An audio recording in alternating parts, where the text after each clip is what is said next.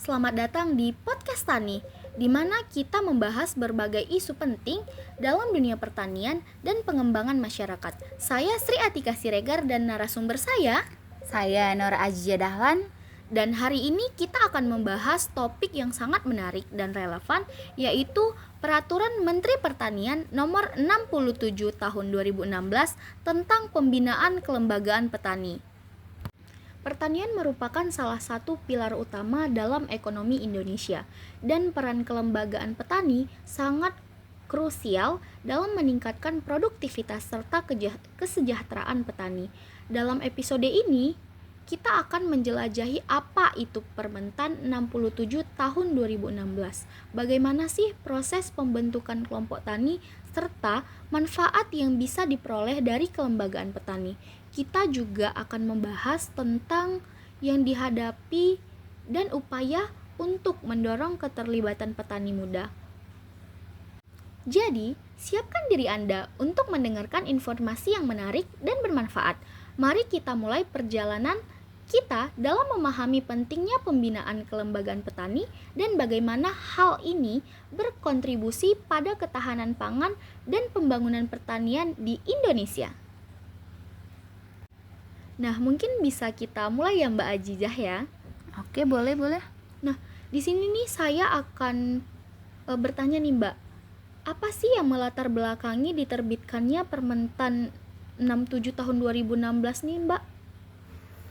Jadi kan Mbak, menurut saya latar belakang diterbitkannya Permentan nomor 67 tahun 2016 ini karena kebutuhan yang terus meningkat dan kapasitas kelembagaan petani di Indonesia yang semakin tipis dan menurun. Nah, dalam konteks pembangunan pertanian, penguatan kelembagaan petani ini sangat penting loh Mbak untuk meningkatkan produktivitas dan kesejahteraan petani. Selain itu, ada juga tantangan dalam sektor pertanian Mbak nih, seperti perubahan iklim, akses terhadap teknologi, dan fluktuasi harga produk pertanian menjadi faktor pendukung untuk merumuskan kebijakan yang lebih berfokus pada pembinaan kelembagaan. Nah, saya ada sedikit pengalaman nih Mbak, waktu saya lagi magang di Kecamatan Lintong Nihuta, tepatnya di Kabupaten Humbang Hasundutan. Nah, tadi kan ada nih tantangannya di sektor pertanian seperti perubahan iklim. Nah, perubahan iklim di sana tuh nggak sesuai Mbak, kadang ekstrim banget gitu, sampai nanti kan tiba-tiba terjadi kekeringan di suatu desa itu, sehingga tanaman-tanaman banyak yang mengalami kekeringan dan layu gitu Mbak, dan banyak juga sih yang mengalami kegagalan panen. Nah, untuk fluktuasi harganya seperti yang semalam itu kan Mbak, pas saya lagi merdeka belajar di Kecamatan Lintong Nihuta itu ada tentang fluktuasi harga pada tanaman tomat. Nah, harga tanaman tomat di sana tuh Mbak berturun kali, sehingga banyak petani yang meninggalkan lahannya, sehingga lahan tomat di sana itu banyak terbengkalai. Nah, dari itu kan Mbak, petani banyak mengeluh gimana sih caranya biar harga-harganya itu tetap sedang atau tetap harganya itu tetap stabil gitu. Jadi kan Mbak, kami menyarankan itu untuk menggunakan aplikasi online seperti aplikasi belanja online. Jadi produk-produk petani itu bisa ditampilkan di situ. Nah, salah satu contoh aplikasinya ini adalah Pak Tani Digital Mbak. Jadi, Pak Tani Digital ini merupakan sebuah aplikasi yang dapat membantu petani untuk menetralkan harga panennya, sehingga harganya nggak terlalu turun Mbak, kan karena nggak melalui tengkulak lagi gitu. Nah, berarti bagus dan bermanfaat ya Mbak aplikasi yang Mbak sarankan di lokasi MBKM. Nah, sekarang saya juga mau nanya nih Mbak, apa sih tujuan utama dari Permentan 67 tahun 2016 ini? Jadi kan, tujuan utama dari Permentan nomor 67 tahun 2016 ini adalah untuk memperkuat kelembagaan petani agar lebih mandiri, profesional, dan berkelanjutan dalam mengelola usaha taninya. Jadi kan, peraturan ini tuh bertujuan untuk meningkatkan kapasitas kelompok tani dan gabungan kelompok tani sehingga mereka dapat lebih efektif dalam menghadapi tantangan di sektor pertanian, seperti memperluas akses pasar, meningkatkan produktivitas pertanian secara keseluruhan. Nah, ini nih yang bisa jadi salah satu jalan keluar dari krisis tadi. Dari data tentang petani kan kita dapat informasi yang lebih luas lagi.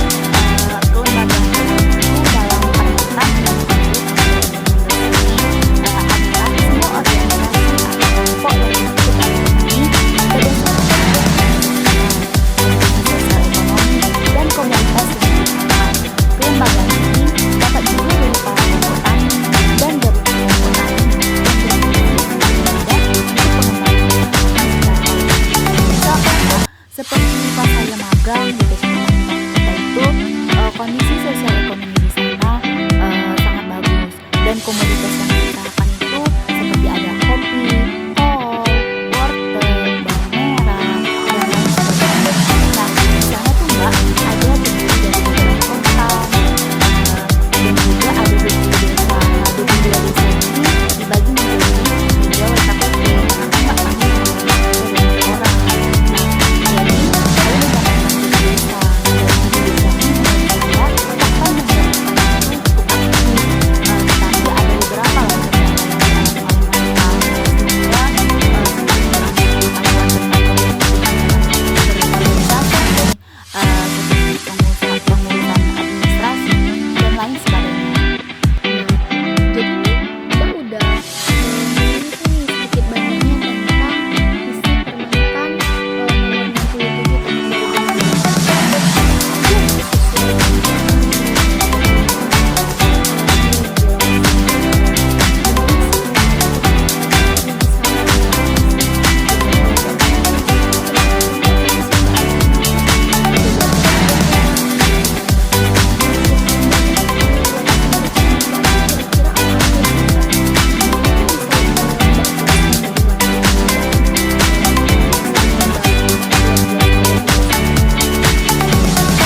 Jadi tadi saya udah menjelaskan tentang sedikit lokasi keadaan kelembagaan petani di lokasi saya. Nah, di sini saya ingin memperjelasnya.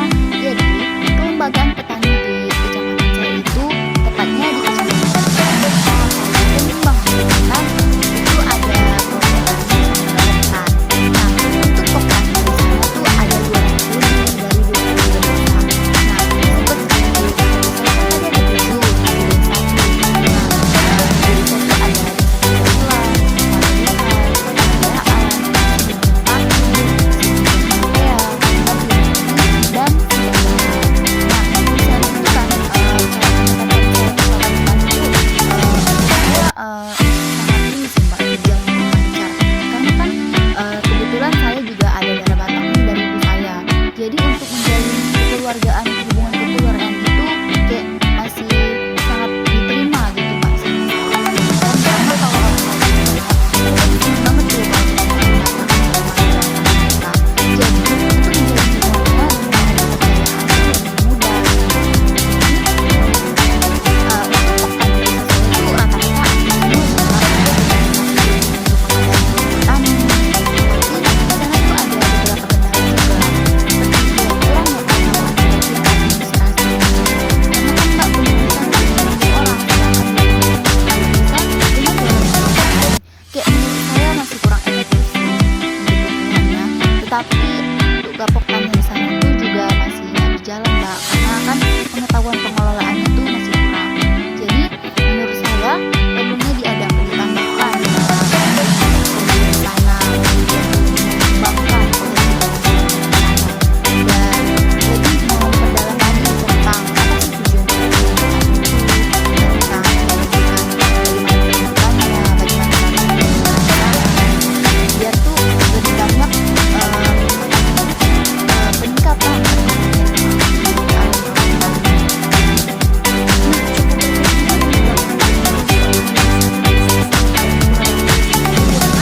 penyuluhnya cuma 2 orang. Mungkin setahu saya nih Mbak, untuk satu penyuluh maksimal 16 ya Mbak pembinaan kelompok tani. Ini berlebih ya Mbak.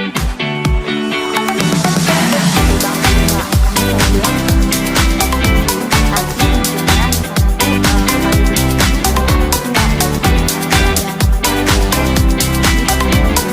Tapi orang itu tuh mengikuti desa masing-masing Mbak. Jadi itu orang itu cuma melaporkan tentang kegiatan di lapangan itu di desa mereka tuh paling dulu. Nah, seperti itu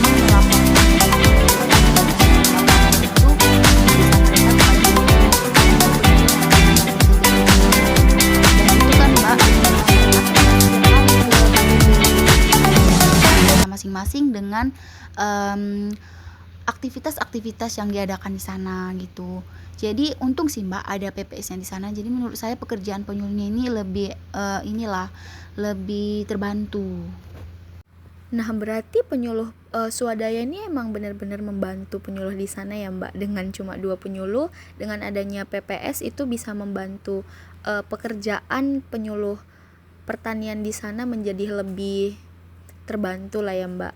Dengan 200 kelompok tani dalam satu kecamatan. Nah, di sini Mbak, untuk pembentukan kelompok tani itu menurut Mbak gimana sih cara menumbuhkan kesadaran petani tentang betapa pentingnya kelompok tani di masa sekarang? Kalau menurut saya sih kan, menumbuhkan kesadaran petani tentang betapa pentingnya kelompok tani di masa sekarang itu penting, Mbak. Terutama kan mengingat tantangan yang dihadapi di sektor pertanian seperti sekarang ini, kayak perubahan iklim, persaingan pasar, akses terhadap teknologi, dan banyak lagi lainnya tuh, Mbak.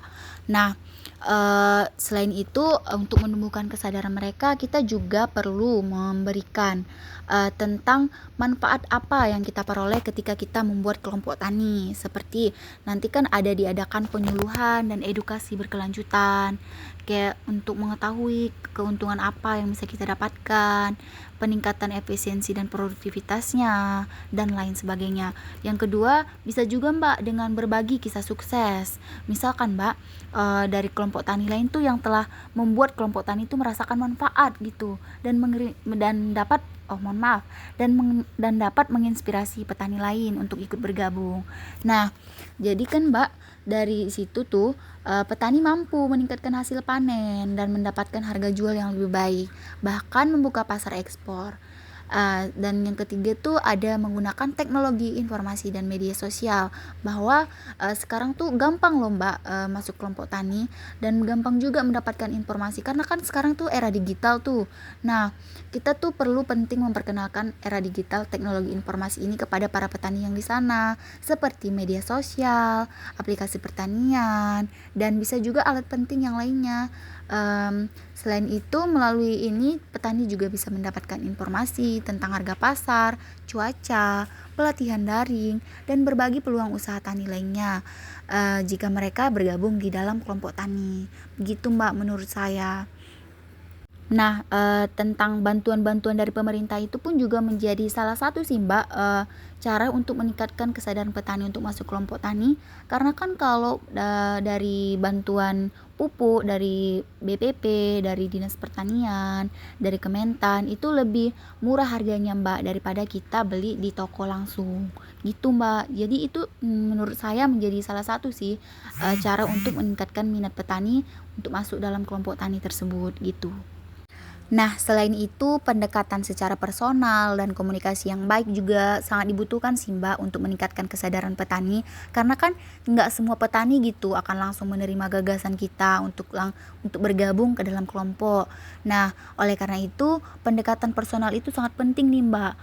Seperti dengan mengunjungi petani secara langsung, berbicara dengan mereka tentang tantangan yang mereka hadapi, dan menunjukkan bagaimana kelompok tani ini bisa menjadi solusi dari masalah-masalah mereka itu. Juga dapat membuat petani merasa lebih nyaman dan terbuka terhadap ide-ide baru. Juga komunikasi yang jujur, transparan, dan saling menghargai juga sih Mbak. Selain itu juga dapat membangun kepercayaan antar petani dan fasilitator. Yang kelima, ada pelatihan dan pendampingan berkesinambungan. Menurut saya kan Mbak, kelompok tani itu terbentuk penting untuk mengadakan pelatihan dan pendampingan yang berkesinambungan. Karena kan petani juga harus dibekali gitu dengan keterampilan baru, baik itu dalam budidaya, pengolahan hasil pertanian, maupun pemasaran. Nah, pendampingan itu Mbak tidak hanya meningkatkan kemampuan individu, tetapi juga dapat membangun kerjasama, dan juga memperkuat struktur kelompok dan meningkatkan rasa memiliki antar anggota. Nah, yang selain itu Mbak, dari pelatihan dan pendampingan ini para petani juga nanti dapat membangun kerjasama gitu. Seperti kan Mbak, di lokasi MBKM saya itu ada kerjasama. Pas yang saya waktu itu ada kunjungan dari Pemprov Riau, pemerintah Provinsi Riau ke Kecamatan Humbang, Kecamatan Lintong Nihuta, Kabupaten Humbang Hasundutan, untuk mengadakan kerjasama tentang distribusi hasil panen bawang merah gitu, baik itu dalam bentuk benih, panen dan lain sebagainya. Jadi nanti kan Mbak semakin berkembang lah pengetahuan petani gitu, dan semakin luas juga pemasarannya, dan gitu aja sih Mbak menurut saya. Nah, bagaimana sih Mbak cara kelompok tani meningkatkan akses terhadap permodalan di lokasi MBKM Mbak? Mungkin bisa Mbak jelaskan lebih lanjut ya?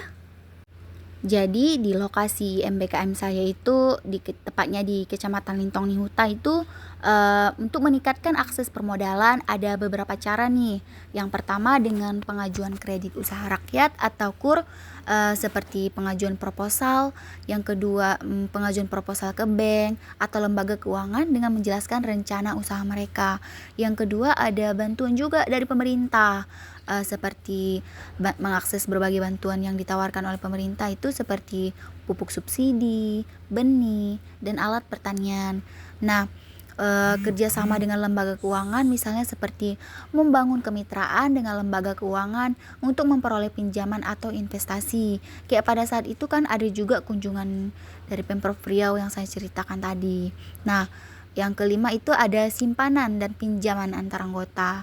Dengan menerapkan sistem ini, anggota dapat mempermudah dalam mengakses modal gitu. Nah, tadi Mbak udah menjelaskan kan Mbak, gimana tuh cara meningkatkan akses terhadap permodalan. Nah, mungkin Mbak bisa jelasin tuh apa sih sebenarnya tugas dari ketua kelompok tani? Menurut saya, tugas dari ketua kelompok tani ini mencakup beberapa hal nih, seperti yang pertama, memimpin dan mengorganisir. Jadi seperti memimpin pertemuan kelompok, mengorganisir kegiatan, dan memastikan partisipasi aktif anggota lainnya. Yang kedua, perencanaan dan pengelolaan, seperti menyusun rencana kerja dan mengelola sumber daya yang ada, agar tujuan kelompok tersebut dapat tercapai. Yang ketiga, mewakili kelompok, seperti ada kegiatan-kegiatan di luar gitu, atau undangan dari BPP, undangan dari Dinas Pertanian. Ketua kelompok dapat menjadi perwakilan kelompok dalam menjalin hubungan dengan pihak luar. Jadi yang keempat ada monitoring juga dan evaluasi, seperti memantau pelaksanaan kegiatan dan mengevaluasi hasil yang dicapai oleh kelompok tani ini, sehingga nanti kelompok tani ini dapat menjadi kelompok tani yang sukses dan berhasil. Seperti itu.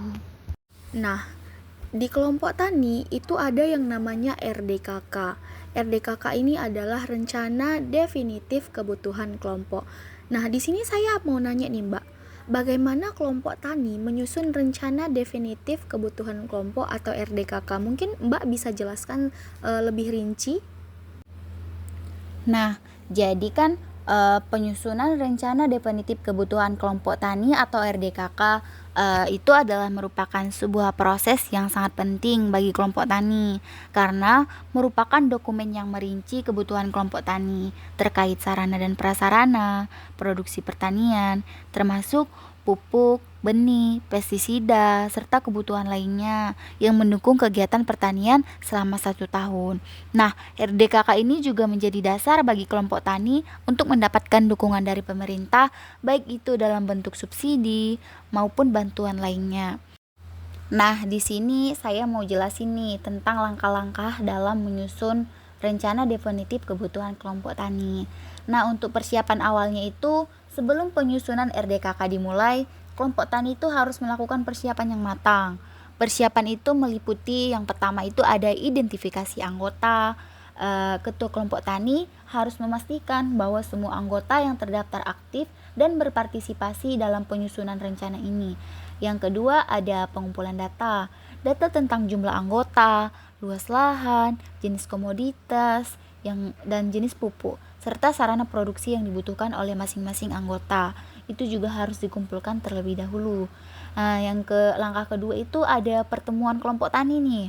Jadi di dalam pertemuan kelompok tani itu diadakanlah rapat kelompok tani yang melibatkan seluruh anggota. Nah, untuk prosedurnya itu yang pertama itu kita menjelaskan tujuannya dulu nih. Nah, ketua kelompok tani atau penyuluh pertanian itu memberikan penjelasan mengenai tujuan dan pentingnya penyusunan RDKK ini. Dan setiap anggota itu harus memahami bahwa RDKK merupakan alat untuk merencanakan kebutuhan produksi dan mendapatkan bantuan dari pemerintah. Nah, yang kedua itu ada diskusi kebutuhan. Nah, setiap anggota kelompok tani itu mengajukan kebutuhan mereka berdasarkan luas lahan yang mereka kelola, jenis tanamannya, dan perkiraan kebutuhan pupuk, pestisida, dan benih, juga sarana yang lainnya. Langkah selanjutnya itu yang dilakukan adalah pendataan kebutuhan anggota. Nah, setelah diadakan diskusi tadi nih, kemudian kita melakukan pendataan kebutuhan masing-masing anggota, seperti luas lahan yang digarap. Nah, setiap anggota kelompok tani melaporkan berapa luas lahan mereka yang harus digarap, baik itu sawah, ladang, atau jenis lahan lainnya.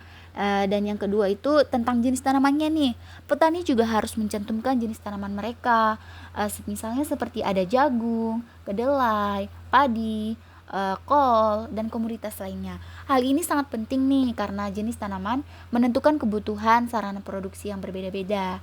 Nah, untuk kebutuhan sarana produksinya itu berdasarkan di deskripsikan itu berdasarkan jenis tanaman dan luas lahan. Jadi nanti kan setiap anggotanya itu melaporkan kebutuhan pupuk mereka, pestisida, benih, dan sarana-sarana lainnya. Dan kemudian itu juga nanti akan disesuaikan dengan rekomendasi dari penyuluh nih, dan sesuai standar yang berlaku. Langkah selanjutnya adalah perhitungan kebutuhan kelompok. Nah, nanti kan setelah data individu yang dikumpulkan itu, kelompok tani itu melakukan perhitungan untuk menentukan total kebutuhan seluruh anggota mereka. Nah, perhitungan ini mencakup total luas lahan dan total kebutuhan pupuk dan sarana lainnya. Langkah selanjutnya adalah penyusunan dokumen RDKK. Setelah data terkumpul dan dihitung, kelompok tani kemudian menyusun dokumen RDKK.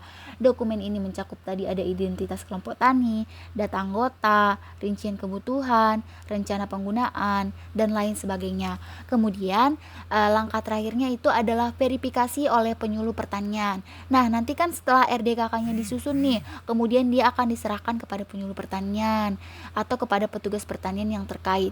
Tujuannya adalah untuk memverifikasi kebutuhan-kebutuhan tersebut betul adanya. Seperti itu cara menyusun RDKK-nya. Nah, tadi Mbak udah jelasin nih apa sih atau bagaimana sih cara menyusun RDKK dengan rinci. Nah, di sini saya mau nanya nih Mbak, apa sih peran penyuluh pertanian dalam pembinaan kelembagaan petani di lokasi MBKM Mbak? Untuk peran penyuluh pertanian dalam pembinaan kelembagaan petani itu sebagai fasilitator, yaitu membantu dalam proses pembentukan dan penguatan kelompok tani serta gepoktan. Yang kedua itu bisa juga sebagai pendamping. Nah, maksudnya itu menyediakan pendampingan teknis dalam pelaksanaan usaha tani dan manajemen kelompok. Yang ketiga, penyuluh informasi. Nah, penyuluh juga memberikan informasi terbaru nih mengenai teknologi pertanian, kebijakan pemerintah, dan pasar. Yang selanjutnya ada mediator. Jadi, selain sebagai fasilitator, pendamping, dan penyuluh informasi, penyuluh juga berperan sebagai mediator. Maksudnya menjadi penghubung antara kelompok tani dengan pemerintah dan lembaga lainnya.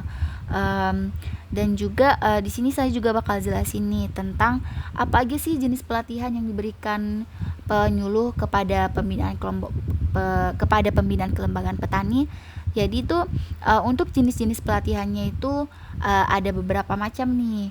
Yang pertama ada manajemen kelembagaan. Jadi pelatihan tentang cara mengelola kelompok tani dan organisasi dengan efektif. Yang kedua teknik pertanian, pelatihan tentang praktik pertanian yang baik, penggunaan pupuk dan pestisida yang tepat. Seperti di lokasi MBKM saya itu kan sangat banyak disuluhkan tentang penggunaan pupuk organik itu, karena kan penggunaan pupuk organik ini sangat baik untuk sistem pertanian yang berkelanjutan dan bisa mempertahankan unsur-unsur hara yang ada dalam tanah, juga nggak merusak tanah gitu. Atau dengan kata lain dia disebut dengan ramah lingkungan. Nah, selanjutnya itu penyuluh juga mengadakan penyuluhan tentang keterampilan pengelolaan usaha, atau isinya itu tentang pelatihan perencanaan bisnis, pemasaran produk, dan pengelolaan keuangan. Seperti itu dia. Nanti Dari semua itu penyuluh itu akan menjelaskan berbagai hal juga sih, nggak cuman itu aja, cuman beberapa diantaranya ya yang saya sebutkan tadi. Jadi begitu. Nah, di sini tadi Mbak udah menjelaskan nih sedikit banyaknya tentang pelatihan yang diberikan dalam pembinaan kelembagaan petani, yaitu salah satunya adalah membantu peningkatan produktivitas. Nah, jadi apa nih peran penyuluh untuk pembinaan kelembagaan petani dalam membantu peningkatan produktivitasnya? Nah, jadi untuk pembinaan kelembagaan petani memiliki peran penting nih kan dalam meningkatkan produktivitas pertanian. Jadi berikut saya akan jelasin tentang cara pembinaan kelembagaan petani untuk membantu peningkatan produktivitas tersebut. Untuk yang pertama itu ada akses terhadap pengetahuan dan teknologi.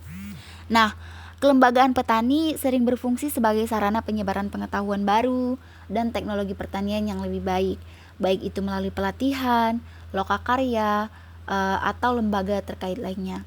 Dan petani mendapatkan informasi tersebut bisa jadi mengenai metode tanam, manajemen lahan, dan teknologi pertanian yang lebih efisien. Yang kedua ada peningkatan kapasitas manajerial. Maksudnya itu pembinaan kelembagaan yang membantu meningkatkan keterampilan manajerial mereka. Karena kan kelembagaan ini sering memberikan bimbingan tentang cara mengelola keuangan, membuat perencanaan usaha, serta strategi pemasaran yang lebih baik lagi ke depannya. Hal ini dapat memungkinkan petani untuk mengelola usaha mereka dengan lebih efisien lagi, dengan lebih efektif lagi, yang pada gilirannya akan meningkatkan produktivitas petani. Nah, yang selanjutnya itu ada akses ke input pertanian yang lebih baik. Jadi, maksudnya kelembagaan petani dapat berfungsi sebagai perantara untuk memperoleh akses ke input pertanian seperti pupuk, bibit unggul, dan alat-alat pertanian dengan harga yang lebih terjangkau. Juga dengan pembelian secara kolektif atau melalui kemitraan dengan perusahaan atau pemerintah. Selain itu, petani juga dapat input yang lebih berkualitas yang berkontribusi pada peningkatan hasil panen mereka. Nah, selanjutnya nih ada tentang peningkatan kesejahteraan melalui pemasaran kolektif. Itu tuh maksudnya tuh kelembagaan memungkinkan petani untuk menjual hasil pertanian mereka secara kolektif sehingga mereka memiliki daya tawar yang lebih tinggi dibanding di pasar. Dengan memotong rantai distribusi yang panjang, petani bisa mendapatkan harga yang lebih baik dan lebih stabil. Kelembagaan juga sering membantu petani untuk menemukan pasar baru nih, baik itu di dalam negeri maupun nanti di luar negeri. Yang selanjutnya itu ada penguatan jaringan dan kerjasama. Nah, kelembagaan petani itu membantu dalam membangun jejaring antar petani, pemerintah, lembaga swadaya, masyarakat, dan lain-lain sebagainya. Kolaborasi ini nanti yang memungkinkan petani untuk berbagi sumber daya, pengetahuan, serta pengalaman yang dapat mempercepat adopsi inovasi dan praktik pertanian yang berkelanjutan. Begitu dia Mbak. Selain itu nanti ada juga tentang pengembangan modal sosial. Maksudnya pembinaan kelembagaan ternyata juga membantu nih dalam membangun modal sosial antar petani yang mencakup kepercayaan, kerjasama, dan norma-norma yang mendukung produktivitas. Nanti ketika petani bekerja sama dengan kelembagaan, mereka dapat saling membantu, memperkuat jaringan sosial, dan berbagi risiko serta manfaat. Nah, pembinaan kelembagaan petani ini nanti dapat menciptakan ekosistem yang lebih baik lagi untuk peningkatan produktivitas dengan memperkuat kemampuan petani dalam mengelola usaha mereka secara mandiri dan berkelanjutan. Jadi, begitu dia Mbak, beberapa cara pembinaan kelembagaan petani untuk membantu meningkatkan produktivitas. Tadi kan Mbak udah menjelaskan nih apa itu kelompok tani. Nah, saya mau nanya nih Mbak, apa sih sebenarnya gabungan dari kelompok tani itu atau Gapoktan? Terus apa sih fungsinya Mbak? Nah, yang terakhir, apa sih perbedaan antara Gapoktan sama Poktan? Nah, Gapoktan dan Poktan ini adalah dua jenis kelembagaan petani yang sangat penting dalam struktur organisasi petani. Tetapi kan keduanya itu sama-sama berfungsi untuk meningkatkan kesejahteraan sih. dan juga untuk produktivitas petani. Namun ada sedikit perbedaan yang signifikan dalam skala tujuan dan peran masing-masing. Ini akan saya jelasin nih tentang penjelasan secara rinci mengenai Gapoktan dan Poktan serta perbedaan di antara keduanya. Nah, kalau dia Gapoktan itu kan gabungan kelompok tani nih, atau organisasi yang lebih besar yang terdiri dari beberapa poktan di suatu wilayah tertentu. Jadi, Gapoktan ini adalah sebuah organisasi formal yang bertujuan untuk menyatukan beberapa poktan dalam satu koordinasi guna meningkatkan efisiensi dan efektivitas dalam kegiatan pertanian yang lebih luas, baik itu dalam aspek produksi, distribusi, maupun pemasaran. Jadi, ciri-ciri dan fungsi Gapoktan itu yang pertama, skalanya lebih besar. Karena kan Gapoktan terdiri dari beberapa poktan nih yang mencakup wilayah yang lebih luas seperti tingkat kecamatan ataupun beberapa desa. Nah, yang kedua ada jumlah anggotanya. Kalau Gapoktan itu beranggotakan banyak petani karena kan merupakan gabungan dari beberapa poktan. Nah, yang ketiga fokus pengembangan. Gapoktan tidak hanya fokus pada aspek produksi aja nih, tetapi juga aspek bisnis pertanian seperti pengolahan hasil pertanian, pemasaran, distribusi, dan akses ke sumber daya keuangan. Sedangkan fungsi utama dari Gapoktan ini itu adalah sebagai koordinasi dan konsolidasi. Maksudnya Gapoktan ini bertindak sebagai koordinator antara beberapa poktan ini untuk memperkuat posisi tawar petani di pasar serta mengorganisasi pengelolaan yang lebih baik terhadap sumber dayanya. Nah, yang kedua fungsi utamanya itu untuk akses pasar yang lebih luas. Yang ketiga pengelolaan biaya. Gapoktan seringkali bekerja sama dengan lembaga keuangan seperti bank, lembaga kredit. Tujuannya itu yaitu untuk memfasilitasi akses modal bagi petani. Yang ketiga itu ada meningkatkan kesejahteraan, sama saja sih dengan Poktan, tapi ini dengan skala yang lebih besar. Yang selanjutnya sarana pelatihan dan pendidikan. Gapoktan ini juga sering mengadakan pelatihan yang lebih terstruktur tentang pengembangan kapasitas petani, termasuk dia di manajemen usaha, kewirausahaan, hingga pengelolaan rantai pasokan pertanian. Nah, beberapa perbedaannya itu kalau dalam skala tadi kan kalau Poktan skala lebih kecil nih. Kalau Gapoktan itu lebih luas, terdiri dari beberapa desa dan anggotanya itu untuk Poktan itu dia itu perorangan atau per kelompok, sedangkan Gapoktan itu gabungan dari beberapa kelompok. Nah, tujuannya untuk Poktan sendiri itu peningkatan kapasitas teknik dan produksi, sedangkan Gapoktan memiliki tujuan peningkatan skala luas pemasaran dan kesejahteraan. Begitu. Nah, untuk manfaat pembentukan Gapoktan itu sih sangat banyak ya tadi, terutama dalam meningkatkan daya tawar petani di pasar, mempermudah akses petani dalam pembiayaan dan kredit, memungkinkan distribusi produk pertanian yang lebih luas, dan memfasilitasi hubungan kemitraan antara petani dan pihak luar. Nah, jadi kesimpulannya, Gapoktan dan Poktan ini memiliki peran masing-masing dalam pemberdayaan petani di Indonesia. Karena Poktan berfokus pada aspek teknis dan produksi, maka Gapoktan ini lebih berperan dalam mengorganisasi atau mengordinasikan kegiatan pertanian dalam skala yang lebih besar. Begitu dia Mbak, perbedaan Gapoktan dan Poktan beserta tujuan dan fungsi masing-masing. Tadi kan udah dijelasin nih Mbak, apa sih itu kelompok tani, apa Gapoktan, fungsinya. Terus di sini saya mau nanya nih Mbak, apa sih tantangan utama dalam pembinaan kelembagaan kelompok tani di lokasi MBKM Mbak? Nah, untuk pembinaan kelembagaan petani, baik itu dalam bentuk kelompok tani maupun gabungan kelompok tani itu memiliki berbagai tantangan ya tentunya, yang itu nanti dapat mempengaruhi efektivitas kelembagaan ini, baik itu dalam meningkatkan produktivitas, kesejahteraan petani, dan ketahanan pangan. Nanti tantangan-tantangan tersebut meliputi aspek internal kelembagaan itu sendiri, baik itu lingkungan eksternal juga, serta kebijakan yang mendukung. Berikut akan saya jelasin nanti tentang tantangan apa aja sih yang dialami oleh Poktan dan Gapoktan gitu. Jadi untuk tantangan kelembagaan di internal atau di dalam itu, yang pertama kepemimpinan yang lemah. Maksudnya salah satu tantangan utamanya adalah kurangnya kepemimpinan yang kuat di dalam Poktan atau Gapoktan itu. Nanti kualitas pemimpin itu sangat menentukan nih bagaimana kemampuan kelembagaan untuk berjalan efektif. Jika pemimpinnya tidak memiliki visi dan misi yang jelas atau keterampilan manajerial yang baik, maka kelembagaan itu pasti akan sangat sulit untuk berkembang. Jadi gitu dia. Yang kedua, ada tantangan partisipasi anggota yang rendah. Nah, untuk partisipasi petani kan dalam kegiatan kelembagaan ini seringkali kita dengar banyak anggota yang masih pasif dan tidak terlibat dalam pengambilan keputusan atau kegiatan bersama.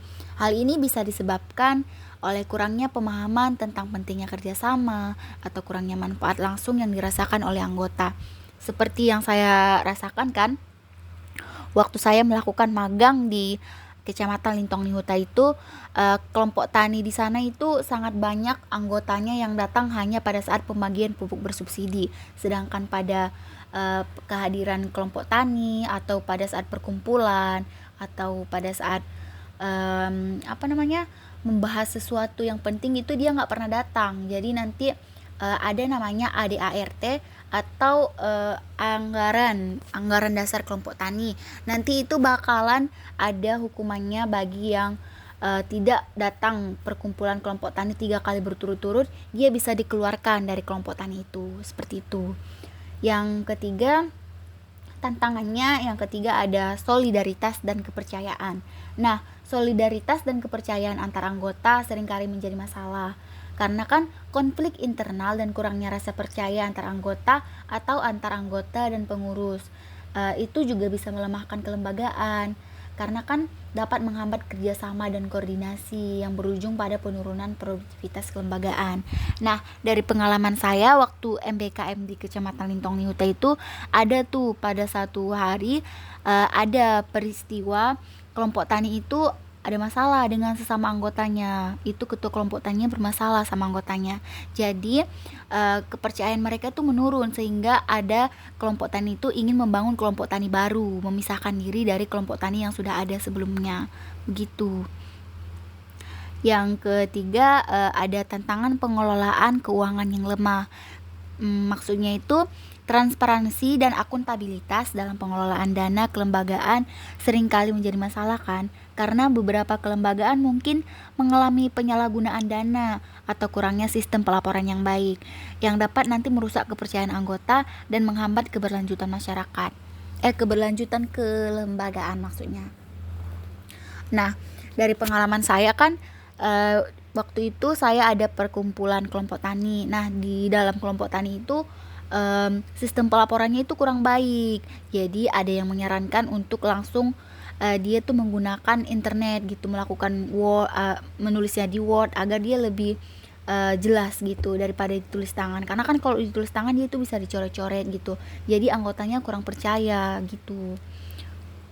Jadi gitu aja sih Mbak untuk tantangan-tantangannya. Tapi ada lagi nih, selain tantangan dari dalam tadi kan ada juga tantangan dari luar atau yang biasa disebut dengan tantangan eksternal. Contohnya seperti akses terbatas terhadap pembiayaan. Nah, banyak nih Poktan dan Gapoktan yang mengalami kesulitan dalam mengakses pembiayaan dari bank atau lembaga keuangan lainnya. Karena kan persyaratannya yang ketat, jaminan yang diperlukan seringkali menjadi kendala bagi petani.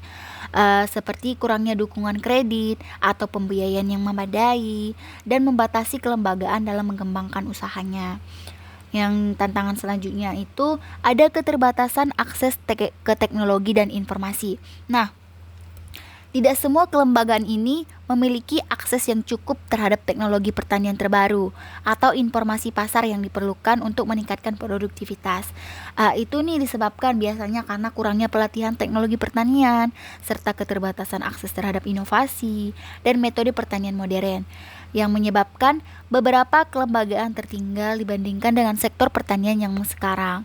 Nah, tantangan selanjutnya itu adalah ketergantungan pada bantuan eksternal. Nah, kan beberapa kelembagaan petani menjadi sangat bergantung pada bantuan dari pemerintah atau lembaga swadaya masyarakat LSM. Karena kan Ketika bantuan tersebut berakhir atau berkurang, kelembagaan tersebut seringkali nggak bisa mandiri dan kesulitan untuk beroperasi secara efektif. Yang tantangan selanjutnya itu ada hambatan pemasaran. Jadi, akses pasar yang terbatas dan kurangnya infrastruktur pemasaran dapat menjadi salah satu kendala eksternal bagi poktan maupun gak poktan. Karena kan petani seringkali kesulitan menjual hasil pertanian karena harganya yang gak wajar kadang. Dan juga rantai distribusinya sangat panjang sehingga akses pasar yang terbatas dan harganya menjadi nggak stabil gitu. Selanjutnya tantangannya adalah persaingan dan harga pasar. Nah, untuk ini persaingan dengan produk impor atau dengan petani lain yang lebih maju juga menjadi tantangan nih. Kelembagaan sering tidak memiliki daya tawar yang kuat untuk menentukan harga yang kompetitif di pasar, sehingga fluktuasi harga komoditas di pasar global memengaruhi pendapatan petani. Tantangan selanjutnya yaitu tentang perubahan iklim dan faktor lingkungan. Ini nih nggak bisa kita pungkiri nih, seringkali terjadi di daerah-daerah tertentu. Tantangan yang semakin besar dengan perubahan iklim ini menyebabkan ketidakpastian dalam musim tanam. Bisa jadi dia ada kekeringan, banjir, dan lain sebagainya. Kelembagaan petani juga harus mampu beradaptasi dengan perubahan ini. Bisa jadi dia mengatasinya melalui adopsi teknologi ramah lingkungan atau strategi pertanian yang lebih tahan gitu terhadap kondisi cuaca ekstrim. Setelah itu, bagaimana sih Mbak peran teknologi dalam penguatan kelembagaan petani? Jadi, teknologi ini memiliki peran yang sangat penting dalam penguatan kelembagaan petani, baik itu di tingkat poktan maupun gak poktan. Karena kan teknologi tidak hanya berperan dalam meningkatkan produktivitas, tetapi juga memperkuat kapasitas kelembagaan dalam mengelola usaha, memfasilitasi komunikasi, serta mengakses pasar dan pembiayaan. Bagaimana sih teknologi berperan dalam kelembagaan petani? Di sini saya akan menjelaskan tentang beberapa cara. Yang pertama yaitu peningkatan produktivitas melalui teknologi pertanian. Maksudnya teknologi pertanian modern. Contohnya seperti teknologi pertanian modern, teknologi irigasi cerdas. Yang kedua, pengelolaan informasi dan komunikasi. Contohnya seperti aplikasi pertanian digital, seperti yang saya bilang tadi. Contohnya aplikasi Pak Tani Digital itu. Yang kedua, ada sistem informasi manajemen kelembagaan. Yang ketiga, ada platform komunikasi dan jaringan sosial. Yang ketiga, akses ke pasar melalui platform digital. Contohnya e-commerce pertanian, platform lelang dan pemasaran hasil pertanian, dan lain-lain. Yang keempat, peningkatan akses ke pembiayaan. Contohnya seperti vintage untuk pembiayaan pertanian, asuransi pertanian digital, dan lain-lain. Yang kelima, penguatan kapasitas dan pelatihan melalui teknologi. Contohnya bisa melalui e-learning, pelatihan online, virtual field schools atau sekolah lapang virtual, dan lain sebagainya. Jadi gitu dia Mbak, peran teknologi dalam meningkatkan produktivitas pertanian. Jadi, apa sih Mbak yang dimaksud dengan kelembagaan ekonomi pertanian dalam Permentan nomor 67 tahun 2016? Jadi, yang dimaksud dengan kelembagaan ekonomi petani itu yaitu adalah sebuah wadah organisasi yang dibentuk dan dikelola oleh petani. Tujuannya itu untuk mendukung kegiatan ekonomi di sektor pertanian seperti pada produksi, pemasaran, dan akses pembiayaan. Nah, kelembagaan ekonomi petani ini mencakup organisasi yang berperan dalam meningkatkan daya saing, kesejahteraan, dan kemandirian pangan petani melalui pengelolaan kegiatan usaha tani secara profesional dan berkelanjutan.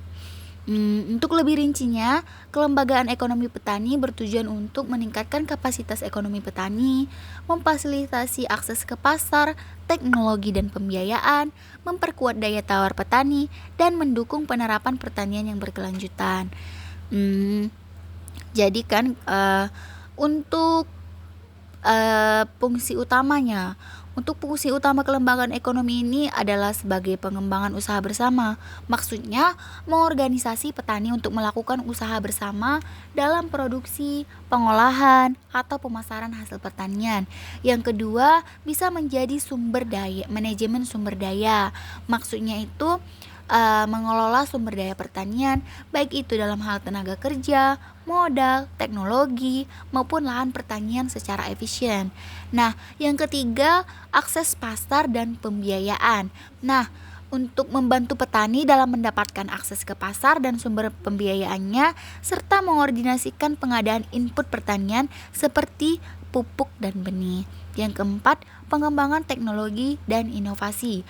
Maksudnya yaitu mendorong teknologi baru dan praktik pertanian yang lebih efisien serta ramah lingkungan. Nah, melalui kelembagaan ekonomi ini diharapkan para petani dapat mengatasi kendala mereka, baik itu kendala individu ataupun kelompok dalam usaha tani, dan juga untuk memperkuat kemandirian pangan ekonomi mereka. Gitu dia, Mbak. Apa yang dilakukan kelompok tani untuk meningkatkan kualitas produk? Jelaskan secara rinci. Jadi, kelompok tani ini memainkan peran penting dalam meningkatkan kualitas produk pertanian anggotanya melalui berbagai upaya kolektif yang mencakup peningkatan kapasitas, pengelolaan usaha, dan adopsi teknologi. Berikut akan saya jelaskan tentang langkah-langkah rinci yang dilakukan oleh kelompok tani untuk meningkatkan kualitas produk. Yang pertama, ada peningkatan kapasitas anggota. Langkahnya yang pertama ada pelatihan dan penyuluhan.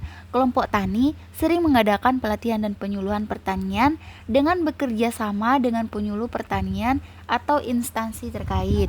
Melalui kegiatan ini, petani diajarkan tentang teknik budidaya yang baik atau yang biasa disebut dengan Good Agriculture Practice atau GAP, cara pengelolaan tanaman yang efektif, pemupukan yang tepat, pengendalian hama secara terpadu, serta teknologi modern yang dapat meningkatkan hasil pertanian. Yang kedua ada sekolah lapang pertanian. Poktan bisa menyelenggarakan sekolah lapang untuk meningkatkan keterampilan dan pengetahuan petani tentang inovasi pertanian terbaru. Dalam sekolah lapang, petani dapat belajar langsung di lapangan mengenai praktik pertanian terbaik yang telah terbukti efektif dalam meningkatkan produktivitas dan kualitas hasilnya. Yang selanjutnya ada pengembangan keterampilan pasca panen. Kualitas produk itu tidak hanya ditentukan oleh proses budidayanya, tetapi juga oleh penanganan pasca panen. Kelompok tani sering memberikan pelatihan dalam hal penanganan pasca panen, seperti teknik penyimpanan, sortasi, pengemasan, dan pengolahan yang tepat untuk mempertahankan kualitas produk hingga sampai ke tangan konsumen. Untuk langkah yang kedua, ada penggunaan teknologi dan inovasi. Adapun langkah-langkahnya ada adopsi benih dan varietas unggul. Nah, salah satu cara utama untuk meningkatkan kualitas produk adalah dengan menggunakan benih atau varietas unggul yang tahan terhadap hama dan penyakit, serta memiliki kualitas hasil yang lebih baik. Kelompok tani seringkali berfungsi sebagai penghubung antara petani dan lembaga penyedia benih unggul. Yang selanjutnya ada penerapan teknologi irigasi. Pengelolaan air yang tepat merupakan kunci dalam meningkatkan kualitas hasil pertanian.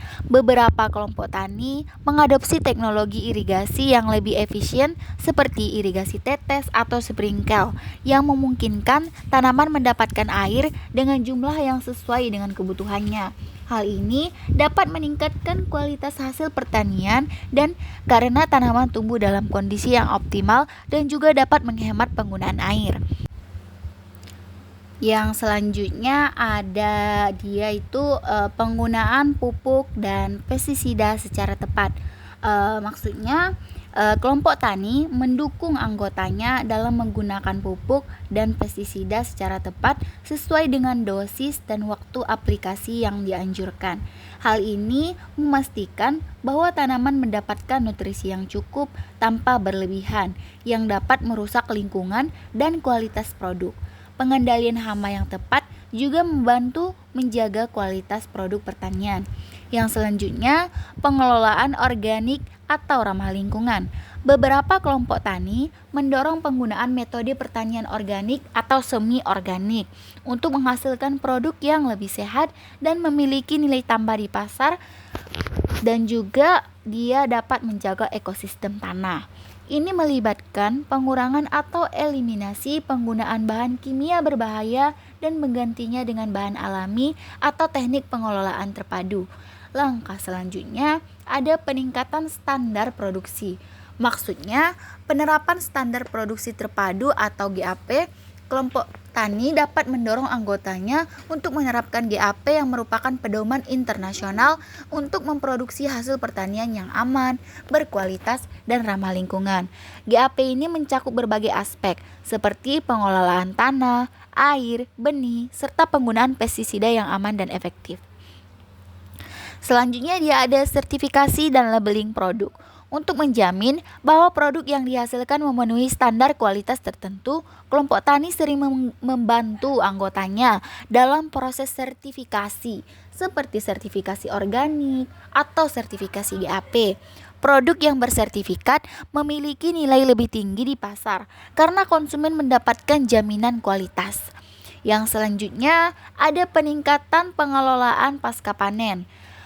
Penanganan pasca panen yang baik dapat dilakukan secara benar. Kelompok tani sering memberi pelatihan kepada anggotanya mengenai teknik-teknik penanganan pasca panen seperti pengeringan, sortasi, grading, dan pengemasan yang baik. Yang selanjutnya adalah pengelolaan pengendalian hama dan penyakit. Dan selanjutnya ada kolaborasi dan kemitraan juga. Selanjutnya ada akses ke pembiayaan untuk investasi dalam kualitas. Dan yang terakhir ada pemantauan dan evaluasi kualitas. Maksudnya kelompok tani melakukan pemantauan rutin terhadap kualitas hasil panen anggotanya. Kegiatan ini mencakup pemeriksaan mutu hasil pertanian dari segi ukuran, warna, kandungan nutrisi, hingga kesesuaian dengan standar pasar. Pemantauan ini dilakukan untuk memastikan bahwa produk yang dihasilkan sesuai dengan spesifikasi yang diminta oleh pasar. Nah, untuk evaluasinya dan perbaikan berkelanjutan, kelompok tani biasanya melakukan evaluasi secara berkala, baik itu terhadap proses produksi ataupun pasca panen. Hal tersebut berfungsi untuk identifikasi masalah yang nanti dapat mengurangi kualitas produk. Nah, berdasarkan hasil evaluasi tadi, mereka dapat melakukan perbaikan untuk meningkatkan mutunya di masa yang akan datang. Jadi, kesimpulannya, kelompok tani sangat berperan penting dalam meningkatkan kualitas produk dengan mengadopsi pendekatan yang menyeluruh, mulai dari peningkatan kapasitas anggotanya, penggunaan teknologi, penerapan standar kualitas, pengelolaan pasca panen, hingga kolaborasi dengan pihak eksternal. Semua langkah ini bertujuan untuk menghasilkan produk pertanian yang tidak hanya memenuhi kebutuhan pasar domestik, tetapi juga berdaya saing di pasar global. Nah, tadi kan aku udah jelasin nih apa aja yang harus dilakukan kelompok tani untuk meningkatkan kualitas produk. Salah satunya adalah dengan evaluasi. Nah, apa sih itu evaluasi? Jadi guys, evaluasi terhadap kegiatan kelompok tani atau Poktan adalah proses yang sangat penting untuk menilai efektivitas, efisiensi, dan dampak dari program-program yang kita lakukan, serta untuk menentukan seberapa jauh tujuan kelompok tani tersebut telah tercapai.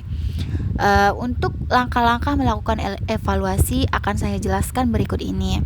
Yang pertama itu kita harus menetapkan tujuan evaluasi. Nah, sebelum memulai evaluasi sangat penting bagi kita untuk menentukan tujuan evaluasi, seperti mengukur sejauh mana sih tujuan kelompok tani telah tercapai, efektivitas kegiatan atau program yang dilakukan, mengidentifikasi hambatannya, menyusun rekomendasi. Nah, yang kedua, kita menyusun kriteria dan indikator evaluasi, seperti kriteria evaluasi, aspek-aspek yang diukur seperti produktivitas, kualitas hasil panen, keterlibatan anggota, atau manajemen keuangan. Untuk indikator evaluasi, ada tingkat produksi per hektar, jumlah anggota yang berpartisipasi aktif, jumlah kegiatan pelatihan yang diadakan, dan keberhasilan pemasaran produk.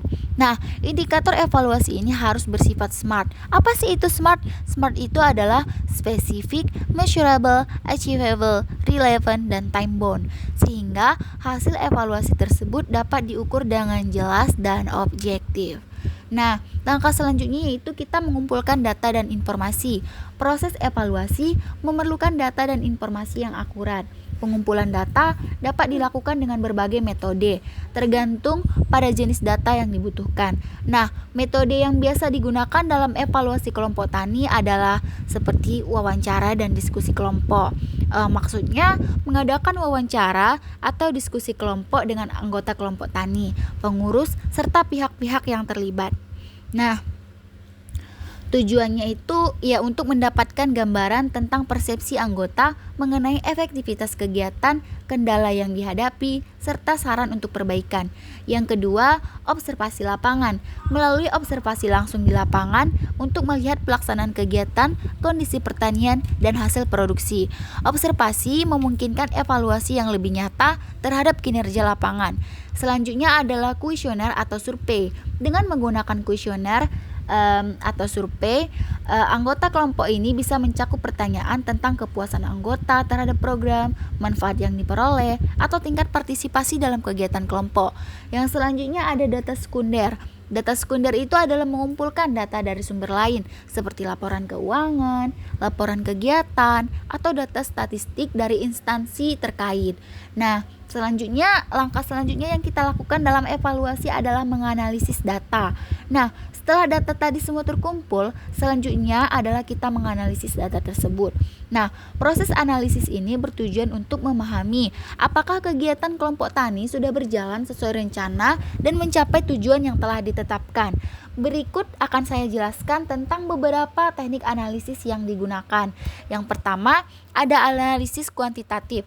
Jika evaluasi melibatkan data kuantitatif seperti produksi, penjualan, atau partisipasi, maka dilakukan analisis statistik sederhana atau melihat tren untuk pencapaian yang signifikan.